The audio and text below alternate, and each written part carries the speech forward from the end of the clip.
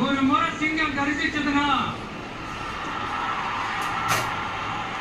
அந்த சவுண்ட்ல ஒரு 8 கிலோமீட்டருக்கு சும்மா அதிரும், எல்லா திசைகளும் அதிரும். அப்படிப்பட்ட அந்த சிங்கம் வேட்டைக்கு மட்டும்தான் வெளியில வரும், வேடிக்கை பார்க்கறதுக்கெல்லாம் வெளியில வராது.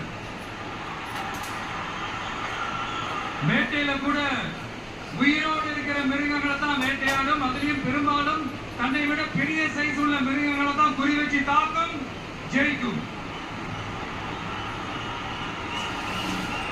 எவ்வளவு பசியில் இருந்தாலும் உயிர் இல்லாததை, கெட்டு போனதை தொட்டு கூட பார்க்காது.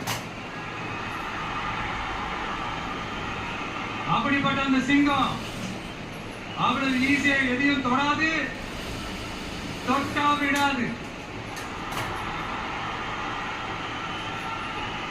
காட்டோட 4 பக்கமும் மார்க்கிங் மை டெரிட்டரின்னு தன்னுடைய பவுண்டரியை தானே வகுக்கும். அப்படிதான் அந்த காட்டையை தன்னோட கண்ட்ரோல்ல வச்சிருக்கும். சிங்கத்துக்கு கூட்டத்தோட இருக்கிறதுக்கும் தெரியும், தனியா இருக்கிறதுக்கும் தெரியும்.